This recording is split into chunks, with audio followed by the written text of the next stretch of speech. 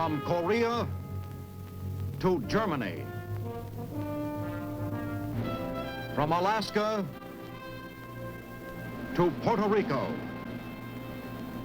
All over the world, the United States Army is on the alert to defend our country, you, the American people, against aggression.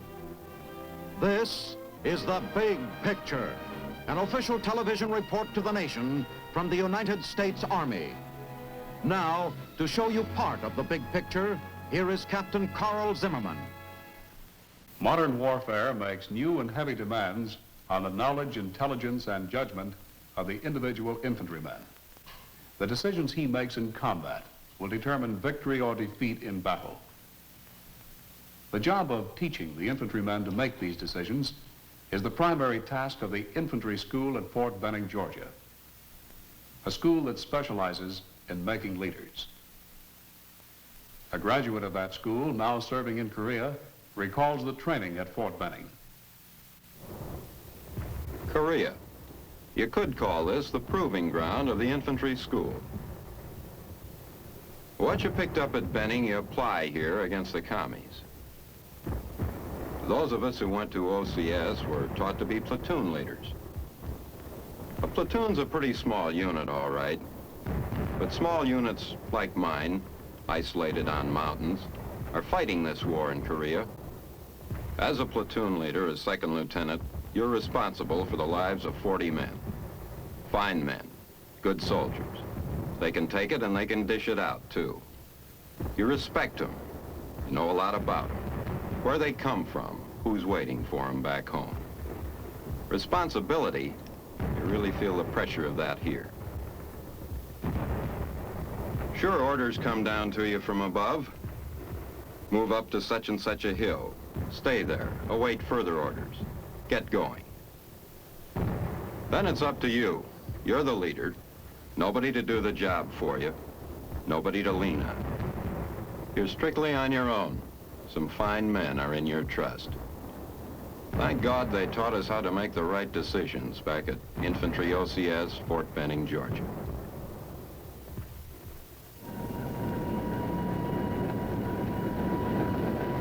From the time you arrive to the time you leave OCS, you're on the move.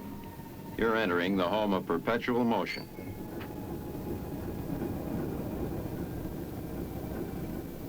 The porter says, Columbus, Georgia, and Fort Benning, right this way. Watch your step. Boy, that's sound advice for officer candidates going on trial for 22 weeks. It's an honor to qualify for that course, so smiles are in order. But you don't leave your worries about OCS in the coach car. Getting on that bus for Benning, I know I wondered whether I'd ever win those gold bars of a second lieutenant. All kinds of questions go through your mind. You wonder just what'll be expected of us. What about the pressure, the training, the officers? You don't have to wait long for the answers to those questions and a lot of others. We got them straight at an orientation lecture by the colonel, our commander at OCS, a combat veteran. As your regimental commander, I take this opportunity of welcoming you to the Infantry Officer Candidate School and to Fort Benning, Georgia. We're exceedingly happy to have you here. Now, while here at this school, you will receive some of the finest military instruction that can be had anywhere in the world.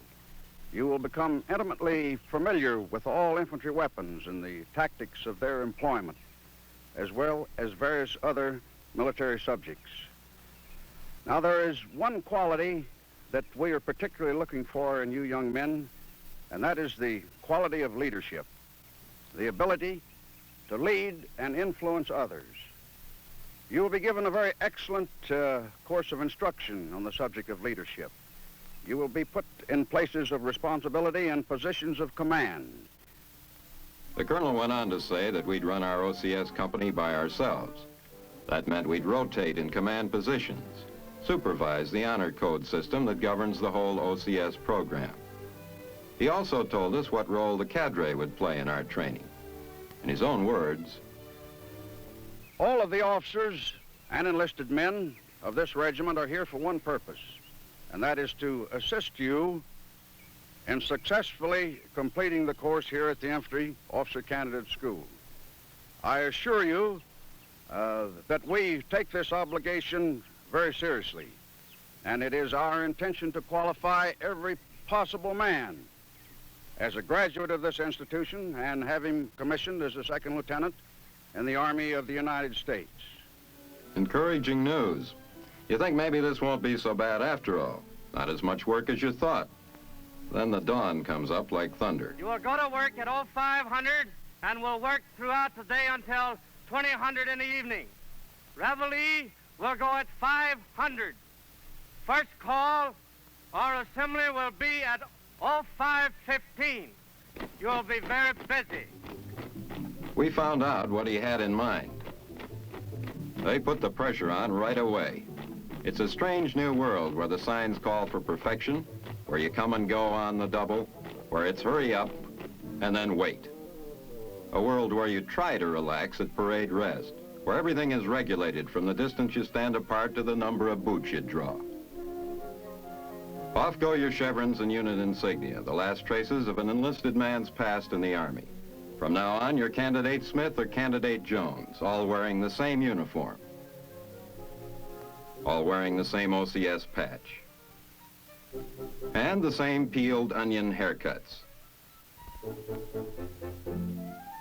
Yeah, they sure streamline you for the fast pace at OCS. But they also weigh you down with about 250 pounds of equipment. And that includes texts and manuals for all the courses you take at OCS. Then you start wondering, is this the place for me? You look at all that gear, wonder where to store it for the first inspection coming up soon. Well, there's a lot of room in those cubicles if you're a midget. Training to be combat platoon leaders? We were getting housemaid's knee and a stiff course in interior decorating. It doesn't encourage originality, though. There's a regulation place for every single item, and the whole place has to be cleaner than an operating room, inside and outside. We took a dim view of this.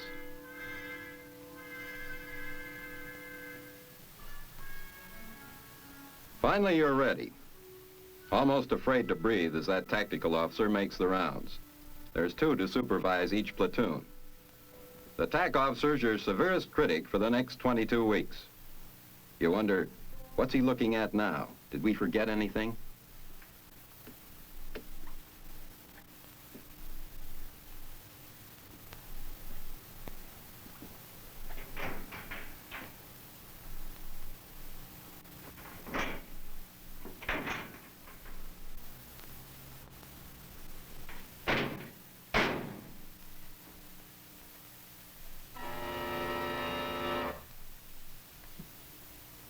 How many hours did you spend on this cubicle, candidates?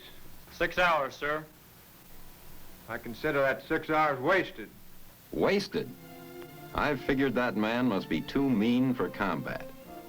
But once you're in Korea, you understand why they're so fussy about details at OCS. Why? Because in combat, even the smallest slip-up can mean a man's life. If you forget under the pressure of OCS, then how many important things could you forget to do under battle pressure? Yeah, there's a reason for these inspections, but that waiting and standing around was rough. There were times, though, when we didn't gripe about just standing around.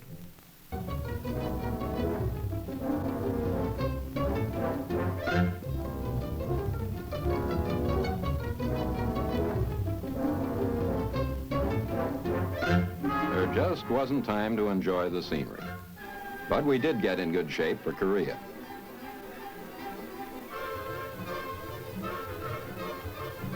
We figured if the Chinese and North Koreans are just half as good with a bayonet as the instructors at Benning, well, maybe it's a good idea to brush up on our techniques.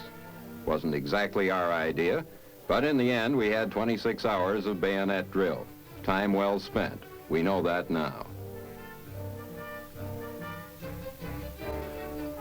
You've probably heard about the bayonet fighting in Korea. Well, we practiced our own version of the banzai charge.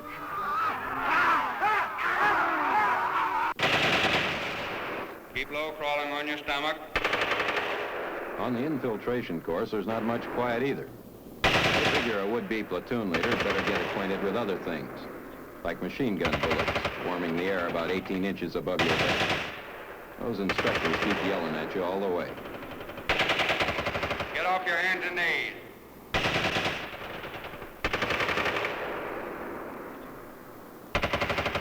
Get that weapon on your stomach correctly.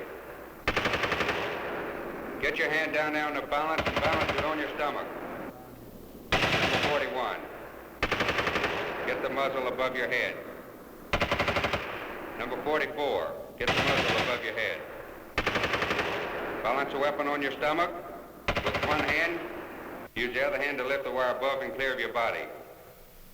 Number 40, get that rifle cradled in your arms as you've been told. Number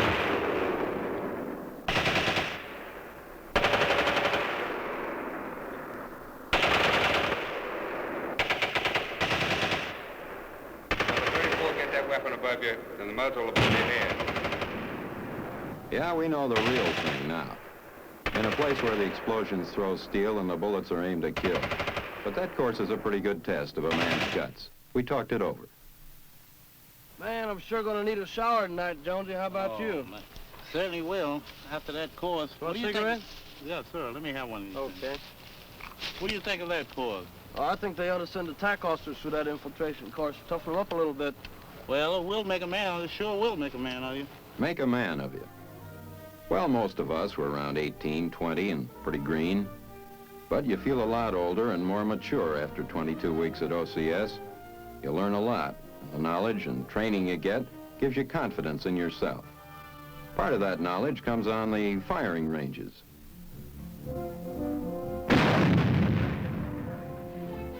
With instructors of the weapons department, you spend 317 hours. You gotta be a good shot with a .45 and with other guns mighty handy, like the M1, the carbine and machine guns. Machine guns and mortars sure work overtime in Korea. We could take them apart and put them together again in our sleep.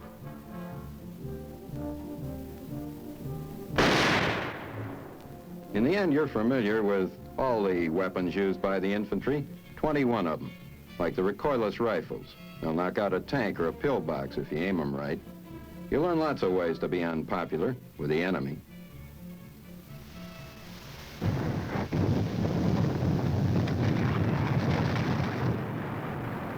They turn the heat on in other ways at OCS. When you're told to report to the attack officer, you're a worried man. What's the trouble this time, you wonder? What have I done now? You find out fast enough. I've called you in this afternoon to find out why you failed your mortar examination. Now, you can see by this chart that you're far below the class average. On your last forward observer's test, you got an A. Now, why is there a difference in these two? Well, sir, there's no excuse for getting a poor grade in mortars.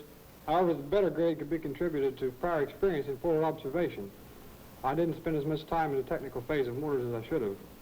Well, don't you believe it's just as important to spend more time on this examination than on any other piece of equipment or studies?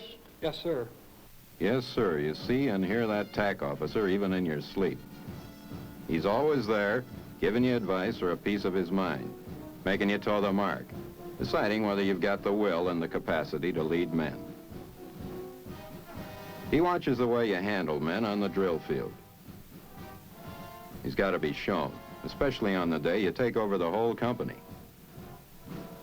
Spinelli, you're the new commanding officer tomorrow. Yeah, I saw my name up on the list. You certainly are welcome to this armband. Thanks a lot, John. Have you got any advice from the new company commander? I sure have.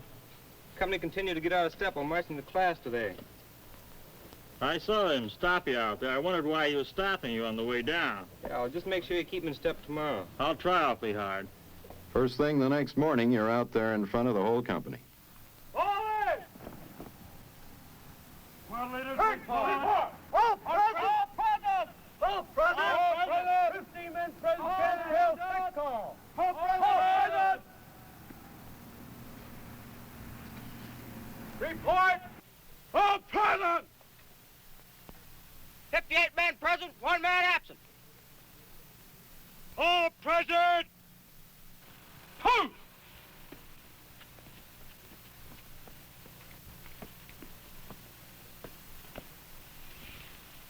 Sir, the company is formed. Take your post, Sergeant. You feel like a five-star general when you give them those marching orders. Right! Right! Hey! Forward! Forward! Halt! Come left! Halt! Halt, up, red, up, red, up. Watch your arms swing, man.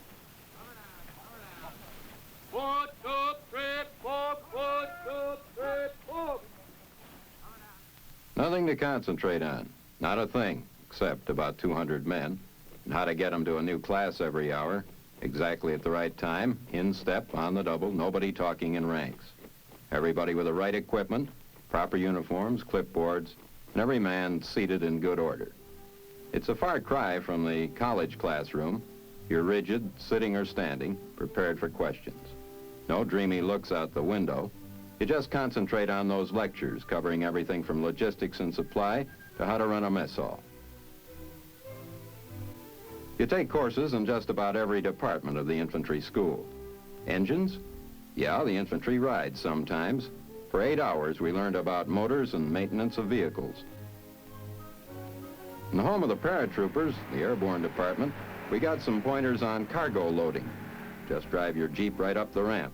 Looks easy, till you try it. This kind of training gave the infantry the know-how to move equipment from Japan to Korea after the commies started trouble. 22 hours with the communications department taught us a lot about radios and field telephones. Those lectures on the lens-sighted compass really paid off in Korea. When they tell you to move up to some hill, they usually give you the map coordinates. And if you're a graduate from OCS, they're pretty sure you can read a map. Because nobody gets his bars at Benning without some long hours in the field, making maps and learning how to plot positions on them.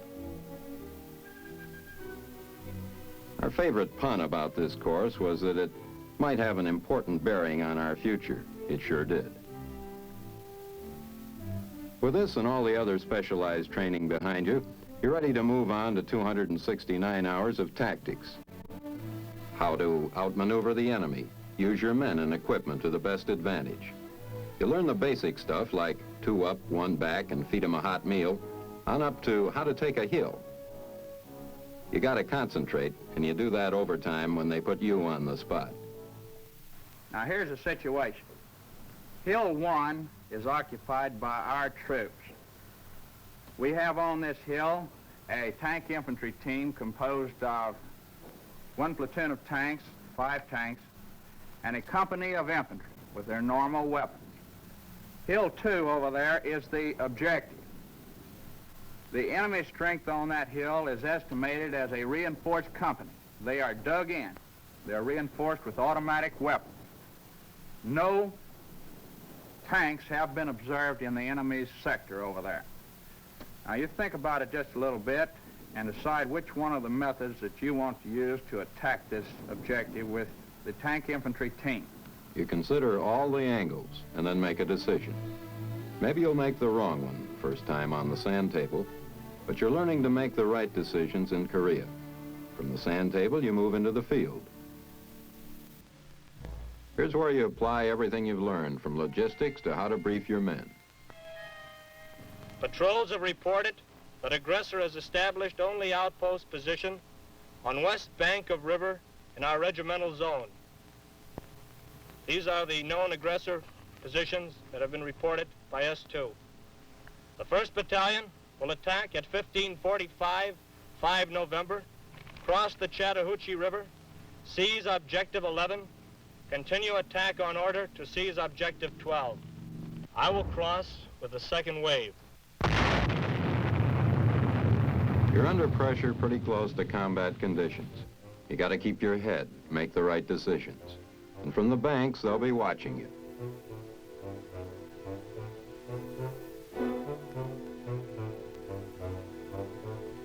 Crossing rivers in Korea is pretty similar. Of course, we weren't paddling toward the Chinese or the North Koreans. They're not on the far bank of the Chattahoochee.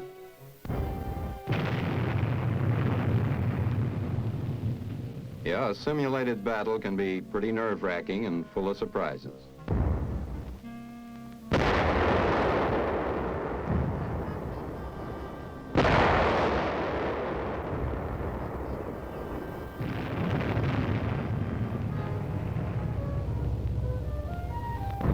The weapons department had worked overtime putting on a show for us. Yeah, this was a spectacle, but we were too busy to watch all of it. We were learning the teamwork it takes to win a battle, learning that you gotta think in terms of the group, each man doing his job from securing a boat to taking a ridge.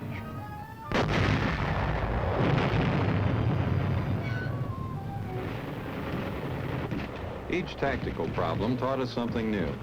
In fact, you expect a new experience every day at OCS. But one thing never changes. It's always hurry up and then wait. But 3 times a day, there was always something worth waiting for at the head of the line. Something to concentrate on. There was time while eating to daydream about that pot of gold, second lieutenant's bars. We'd reached the 18th week. That's when you get your senior status, and that was something to smile about. You get some privileges and a new helmet liner, a blue one to replace the olive drab. Blue Beetles, the underclassmen call you. It feels like they're giving you $1 million instead of